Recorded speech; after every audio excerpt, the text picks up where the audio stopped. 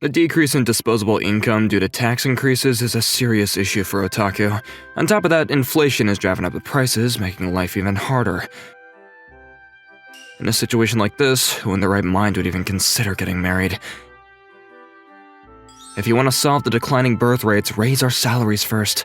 That's the real starting point. Huh? Do I even have a girlfriend in the first place? Of course not, I'm an otaku. Don't make me say it, it's embarrassing. I, Koji Uraki, am just an ordinary salesman, but that's only my cover story. My true identity is that I am a devoted earthling who goes all out for the girl he's a fan of. I guess I should get going home. I punch out the second the clock hits 6. Obviously, I'm not gonna work overtime unless they pay me, but people have been even more tough on regular overtime, so I make even less money. It's pretty tough for an otaku who spends a lot of money. I mean, I guess because of that, the company... Ah, you're already heading home, senpai?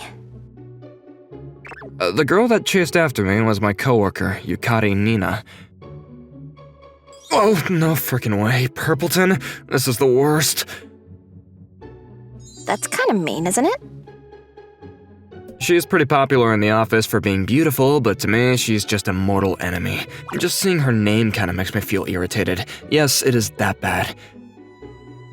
You're the only person that calls me by that weird nickname. Can you please stop? Fine, I won't ever talk to you on my own again, so that solves that problem. Okay, goodbye.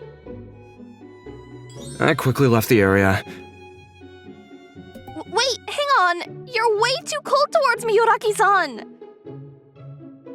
I was just quietly walking away, and a furious and pouting Nina was following me. Oh my god, she really is annoying. Of course I'm gonna be that way. Huh? You realize that I, the pretty girl, am talking to this frickin' introverted geek. You should be thanking me. Oh, don't worry. Even if you learn how to use a hypnosis app, I won't ever go after you. You just cut my own ego as a woman into pieces. If I'm gonna target a woman, it should be Section Chief Shima. The beautiful woman that is Section Chief Shima has always looked at me with a cold gaze, and she tasks me with a lot of work, but that sadistic look just sends me into a frenzy. What is so good about that old lady? I'm so much cuter and younger! But your personality is completely rotten. Ugh! Can you not try to be a little more gentle in your delivery? Sorry, but that's just the cold hard truth. Nina was trying to complain about this, but it's all her own doing. Oh, that keychain on your bag. Isn't that the one they were selling at the limited time shop last week? Noticing it on my bag, Nina reacts sharply. A keychain from an anime? Seriously? That's so lame. This is why otaku are just... Don't tell me you have the plushie version too. Of course I do. I show her a photo that I took on my phone, proof that the plushie sits on my bedroom's plushie corner in all of its glory. You actually have it! It sold out so fast and yet you managed to get one? That's so cringe! Wait, senpai, your phone wallpaper. Seriously? Are you planning to get transferred to another realm or something? I feel like something felt off about that whole interaction. I don't know why, but it just didn't seem right to me. Something felt off. Yeah, the only thing that's off is your hobby. I really think that the world is becoming a place where a man and a woman can fight each other on equal standing. Let's not be violent, okay? Let's not, okay? I don't know at what point, but this girl started to mock me and tease me for being an otaku. I don't like her, so I figured that at one point, she would go too far and I'd be able to sue her. I'm obviously trying my best to record our conversations as much as possible. Hey, it's Friday. Why don't we go out for drinks since we're leaving? I don't mind being with you and spending time with you since you're so lonely. Yeah, not possible. Are you not even gonna think about it at all? I don't like you, like, Like, at all, and I'm also really busy after this. Oh, did I say that I don't like you? You know, you're being a little too blunt. It's actually starting to hurt my feelings. And you're always busy on Fridays. Yeah, I like to take my time off on Saturday and Sunday. There are events and stuff. Friday's the only time that I'm free. Talk about an annoying conversation. The government recommends people take up a side gig to increase disposable income. So I work Friday nights at karaoke. Sometimes they ask me to come in on weekends, but it's still a side gig. I have to keep it fairly light or else I'll get exhausted. This is so boring. Why can't I just ask a robot to do this?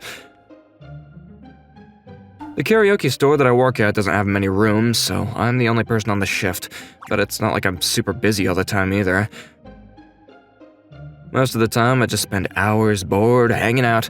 There are 3 rooms being used right now, but we haven't had any customers since I took over this shift. The phone rang. I just prayed that it wasn't an annoying customer. Burning love. I carried the order to our room, but she came alone. She was singing her heart out. It was one of the most awkward moments at karaoke. Here you are. I heard a very familiar song and anime scenes on the screen. There are times when actual anime scenes will play on the screen if it's an anime song, but obviously from an otaku's perspective, that's a great thing. Huh, I wonder why the characters are often running around in anime songs anyway. After I dropped that negative knowledge on our viewers, I proceeded to close the door. This is so annoying. Once again, I got a call. I wanted to ignore it, but it was a customer. I can't do that, so I dragged my feet to the room. I'm back, karaoke room. Ah! Please do not tell anyone about this, Uraki-san! After walking into the room, Nina suddenly jumped me. I don't think that anyone is gonna think you're a lonely soul if you're singing alone at karaoke. Don't worry. I mean, yes, but don't be like that. That's not what I mean. Nina continued to cling on to me. After glancing over at the karaoke machine, there was just a line of anime songs ready to be sung. Nina, you wouldn't happen to be an otaku? Yes, I am. I was hiding it, but I'm just like you. I'm an You liked the old Gundam. Yes, but that's not what I'm saying! What are you even doing here, Uraki-san? Well, it's a side gig. Otakus need money, you know? It's an expensive hobby. Nina sat down at the couch like she had already lost all of her strength. Right. Your reason is actually so legitimate that I relaxed a little. That's why you always said no when I invited you out on Fridays. Yeah, that's right. Anyways, I'm the only one on shift right now, so I gotta go back. Hope you can enjoy your session. I can't just leave the reception empty the entire time. Are you not going to say anything about this? About what I'm doing? For some reason, Nina was asking me that with a serious look on her face. I don't ever mock anyone's interests or hobbies. Uraki-san. That's probably just what it means to be an otaku. And I just walked out of the room. At least that's what otakus were a while ago. They were honest to what they love and hobbies in general. It became a more normalized thing and it's changed, and there are some things that should never be forgotten. The older I get, the more time flies by, and so in the span of one transition, a week had gone by. Oh, the CD's being released today. I think otakus in Japan are the only people buying CDs in a subscription age. Nothing really happened recently. I was just living peacefully, but nothing became obvious. Looking over at Nina, she looked very dull. She's normally incredibly bright, but she's depressed, so people have been rumoring about her possibly suffering from a broken heart. I stopped getting mocked, so I personally was enjoying myself, but maybe she was terrified that I would say what she was doing to everyone. It was annoying, but she's still newer than me, so I should at least help her out. You're out of it recently, Nina. Did someone find out that you were cheating on them or something? Uraki-san? If you don't want me to spread this information about you to everyone, I want you to listen to everything I say. What do you want? There's only one thing that a man and a woman would do together. Your personality's gross, but your body and looks are good. You disgusting man! And so we're going to an anime store? Yeah, there's a lot of younger people here, so it's kind of tough for me to come alone. Nina and I were at a local anime shop. Yanimate was a store that has stores open all across the country. It's a holy site for otakus. You're not that much older than me, but it's interesting that you care about that kind of thing. I used to get in line for mangas and magazines when they were being initially released, but I just can't do it anymore. Not recently, anyway. You never change, do you? But She seemed like she felt a bit better, but she's still not all better. Let's take a break, huh? Oh, can I order this? Oh, and I want the special bonus for this meal, too. Nina was looking at the menu with her eyes twinkling as if they had stars in them. We were taking a break in an anime collab cafe. The store was decorated with anime stuff, so it's quite the interesting cafe. I've always wanted to come to a collab cafe with a girl and appeal to everyone around me that my social life is blooming. You really are trying to make yourself look better over that. Don't you feel pitiful doing that? Maybe I should invite you to a meeting with Chief Shima. You're thinking about another woman while you're with me. You're the worst. And I feel like if you did, you'd get beat up. So, what's got you all wound up? You were worried about me. That is why you invited me out. You put up this act, but you're pretty kind. Oh, can I have this Coke and cheesecake too? I might have misunderstood. I mocked you like that before, but really, I'm just an otaku as well. I've been hiding it this whole time. I really wanted to talk to you about all kinds of different animes and mangas, but I've been hiding it, so I just couldn't come out and I was scared. Maybe I was jealous for how open you were about it. And then she let out a massive sigh. Yeah, I don't blame you for disliking me after what I just said. Yeah, me neither. That was super blunt of you! Nina was shocked, but then she gave me a grin. But you're right. You're not wrong at all. I'm the one in the wrong here. I know this. I know that I can't keep this going. I can keep trying to hide my true self, but there's really nothing there. Can you please hear me out? Nina started to talk about her past and what had happened.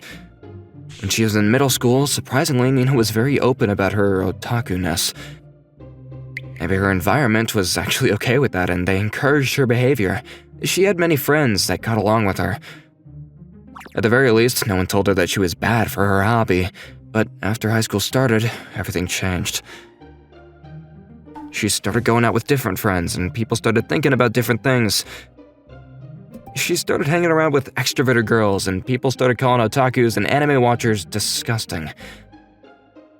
She had to go along with it regardless of how she really felt. In the end, being able to really push through and be true to yourself, regardless of what others think, are people who don't mind being isolated. So there are no extroverted party girls that are kind to otakus. That's the lesson in that story. They're not all bad girls. I was getting along with Kado-chan for a long time, and we have plenty of good memories together as well, and... She says that it's not like she was unhappy with them, and I'm sure that within that group she was probably enjoying her teenage years. But that was the path that she chose, and that was that. It's all there as an important memory of hers. Everyone's got several sides to their personality. Everyone uses them depending on the situation. You know, I like camping other than being an otaku as well. You really do? I can actually start a fire on my own too, you know? I learned how to do that so that when I transfer to a world where I'm on some abandoned island and in some death game, I can survive. I feel like that's not the same thing. I'm so sorry for mocking you and teasing you this whole time, Uraki-san. After you told me that day, I continued to start hating myself. The fact that I was lowering the value of something that I truly valued myself. And the reason she wasn't doing well recently was because she had fallen into a spiral of self-hatred. I could see tears coming from her eyes. So, what are you gonna do from this point on? I'm sorry to put this out there, but this is Nina's internal mental problem.